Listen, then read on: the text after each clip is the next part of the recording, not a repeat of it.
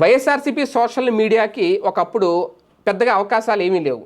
ఎలా విమర్శించాలి, ఎలా మాట్లాడాలి, జగన్మోహన్ రెడ్డికి ఎలాంటి సహాయ సహకారాలు అందించాలి అధికారంలోకి రావడానికి అనుకున్న టైంలో ఆయన పాదయాత్ర చాలా ప్లస్ పాయింట్ అయింది. ఆయన ప్రకటించిన నవరత్నాలు ఇంకా మంచి అవకాశం ఇచ్చాయి. అప్పట్లో ప్రతి సోషల్ మీడియా కార్యకర్త కూడా జగన్కి అనుకూలంగా ఆయన చెప్పిన నవరత్నాల్ని బాగా ప్రజల్లోకి పంపించారు.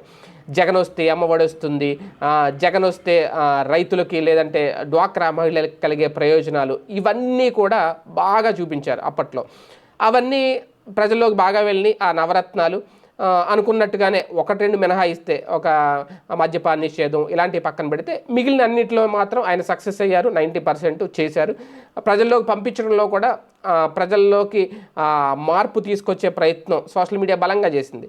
మరి ఇప్పుడు కూడా అదే సోషల్ మీడియా జగన్ వెంట ఉందా?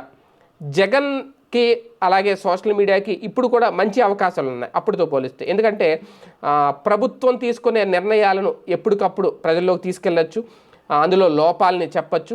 సూపర్ 6 హామీలు ఇంకా అమలు కాలేదు, జగన్మోహన్ రెడ్డి ఎప్పుడు అమలు చేశారేంటి, ఇవన్నీ వీళ్ళ దగ్గర కూడా మంచి కంటెంట్ ఉంది, మంచి డాటా ఉంది. విద్యుత్ ఛార్జీలు పెంచేస్తున్నారనో, పెంచి ముందు ఎలాంటి ప్రకటనలు చేశారు, జగన్ని ఎలా తప్పుబట్టారు, ప్రతిదానికి జగన్ తప్పిదాన్ని చూపిస్తూ జగన్ హయాంలో జరిగిన మొత్తం ఇప్పుడు మేము విద్యుత్ ఛార్జీలు పెంచుతున్నామంటే కారణం జగన్మోహన్ రెడ్డే, ఇప్పుడు వాలంటీర్లకు డబ్బులు ఇవ్వట్లేదంటే కారణం జగన్మోహన్ రెడ్డే, ఇలాగ ప్రతిదానికి వాటికి వీళ్ళు సరైన కౌంటర్ ఇచ్చే అవకాశాలు కూడా ఉన్నాయి. సోషల్ మీడియా దగ్గర మంచి అవకాశాలు ఉన్నాయి, కానీ గతంతో పోలిస్తే అంత యాక్టివ్గా లేదు వైసీపీ సోషల్ మీడియా. కారణం ఏంటంటే జగన్ నుంచి ఆ బూస్ట్ కావాలి.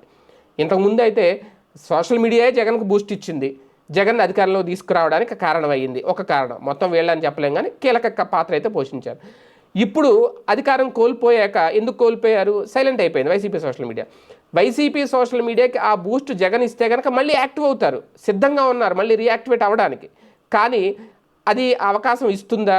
ఉన్న అవకాశాలను కూడా ఒక రకంగా చూసి చూడనట్టు వదిలేస్తుంది వైసీపీ సోషల్ మీడియా.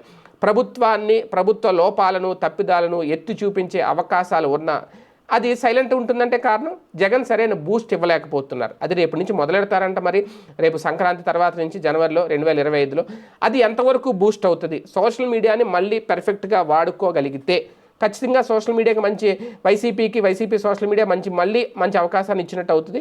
కాకపోతే ఆ పరిస్థితి జగన్ తీసుకురాలేకపోయారు. ఇప్పటి వరకు అధికారంలో ఉండి వదిలేశారు, ఒక రకంగా విస్మయించారని చెప్పాలి. మళ్ళీ ఇప్పుడు అందిపుచ్చుకుంటారా అవకాశాన్ని? సోషల్ మీడియాకి అవకాశం ఇస్తారా? ఆ బూస్ట్ ఇస్తే కనుక ఖచ్చితంగా మళ్ళీ రీయాక్టివేట్ అవ్వడానికి సిద్ధంగా ఉంది social media, YCP social media. వాళ్ళ పోస్టులు చూస్తే అర్థమవుతుంది.